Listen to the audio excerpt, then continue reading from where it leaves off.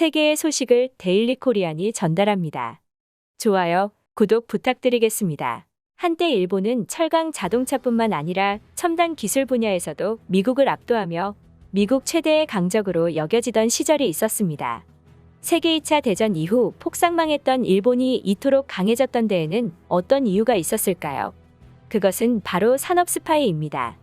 일본은 산업 스파이를 통해 미국의 기술을 그대로 베끼며 세계 경제의 강자로 성장한 것입니다.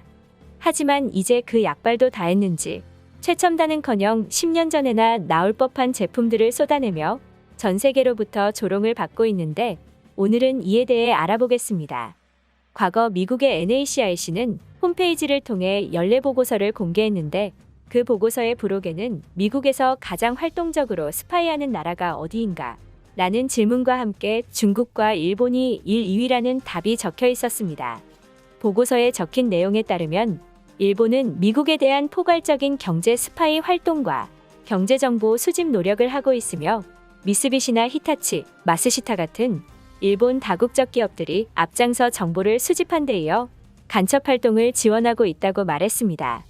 특히 일본인들은 미국 기업의 직원들에게 뇌물을 주고 독점 데이터를 훔치거나 일본 대학원생을 활용해 대학 및 연구기관에서 정보를 수집하게끔 하는 등 일본 기업과 일본인들이 미국 정부로부터 귀중한 정보를 얻기 위해 온갖 노력을 한다고 주장했습니다.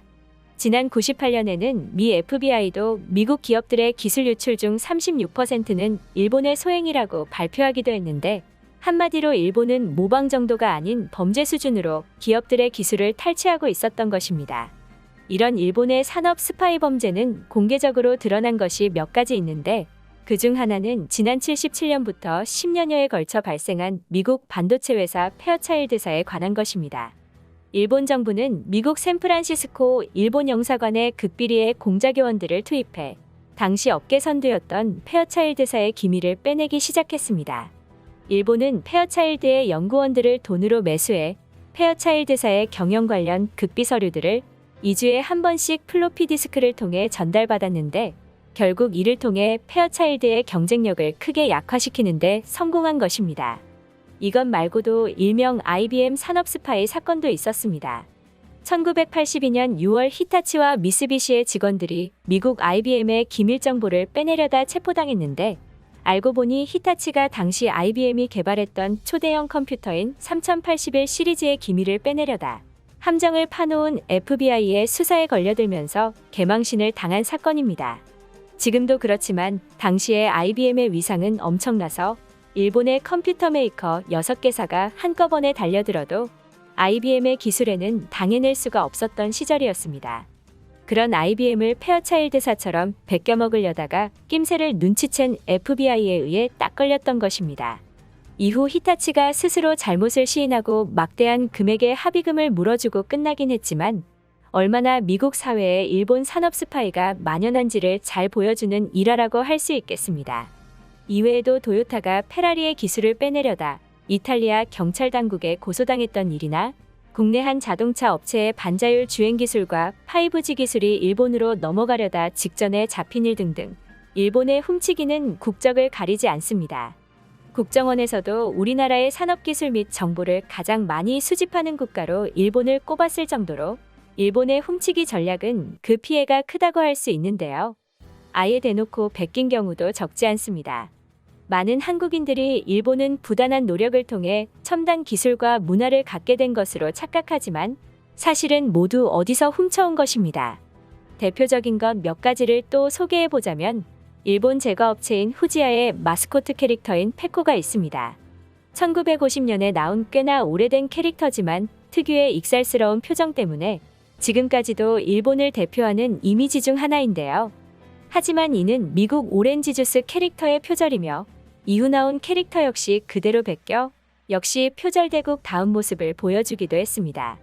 이 외에도 일일이 열거할 수 없을 정도로 많은 서양 제품을 그대로 베낀 게 일본인데 GE가 1927년 남북 전쟁 당시 철갑선의 포탑을 닮은 냉장고를 출시하자 몇 년 뒤 도시바가 완전히 똑같이 생긴 냉장고를 그대로 베껴 출시했고 BMW의 R25 모델을 본딴 오토바이를 베낀 제품이 일본에서 출시되기도 했습니다. 하지만 뭐니뭐니 해도 소니의 워크맨이야말로 일본의 표절을 가장 잘 나타내는 사건인데요. 많은 사람들이 워크맨을 소니가 만든 것으로 알고 있지만 실상은 그렇지 않습니다. 독일계 브라질인 발명가 안드레아스 파벨은 이미 워크맨을 1970년대 발명하고 1977년엔 특허까지 등록했습니다. 특히 그는 1970년대 중반 자신의 발명품을 들고 아예 일본을 찾아와 당시 일본의 전자기업들에게 자신이 만든 워크맨을 보여주며 협력을 제안하기까지 했었습니다. 하지만 당시에는 각 기업들로부터 이런 제안에 거절당하며 퇴짜를 맞았는데요. 하지만 그로부터 몇 년 뒤 소니는 안드레아스가 보여준 워크맨을 베껴 전 세계에 출시하며 크게 성공합니다. 관심이 없는 척했지만 속으로는 이거다 라고 외치고 몇 년 동안 베껴서 상품화한 것입니다. 정말 일본의 베끼기 능력은 인정할 수밖에 없는데요. 이 일로 인해 안드레아스는 긴 시간 동안 소니와 특허 소송을 이어갔고 소니는 막대한 자금을 앞세워 치사하게 재판을 차일피일 미뤄 안드레아스의 재정을 파산시키는 전략을 사용하지만 2001년 안드레아스와 수백만 달러에 이르는 합의를 하게 됩니다. 이처럼 일본은 스스로 뭔가를 이룬 적이 없고 그저 남의 것을 훔쳐다 파는 일로 큰 성공을 거뒀는데 이제는 그런 능력도 다한 것 같습니다. 얼마 전 일본의 한 통신사에서 일명 갈라폰이라는 폴더블 폰을 출시했는데 시대에 뒤떨어진 디자인과 성능으로 일본인들을 경악시켰습니다. 이 전화기의 특징은 방수 기능과 1.8m 높이에서 떨어뜨려도 충격을 견딜 수 있는 내구성이 특징인데 제조사에 따르면 어업이나 농업 현장에서 일하는 사람들로부터 이런 휴대폰이 있었으면 하는 요청을 많이 받았다고 합니다. 특수한 환경에서 사용하겠다는 것인데 그런 이유라면 어느 정도 이런 폰을 만든 게 이해가 가지만 문제는 가격이 무려 우리 돈으로 50만 원이 넘는다는 점입니다.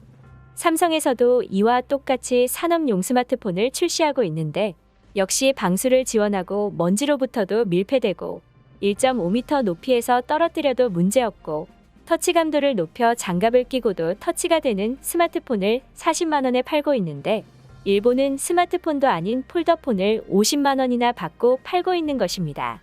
이를 본 일본인들도 이건 아니다 싶었는지 충격이라는 반응을 쏟아냈는데 순간 몇 년 전에 휴대폰 관련 뉴스가 추천에 뜬 줄 알았는데 올해 출시됐다길래 깜짝 놀랐다거나 솔직히 안드로이드 OS를 탑재했다면 칭찬해 줄 수 있었을 것이라는 반응이 있었습니다. 팩스를 못 버리는 국민성이 이번엔 스마트폰에 투영된 것일까요?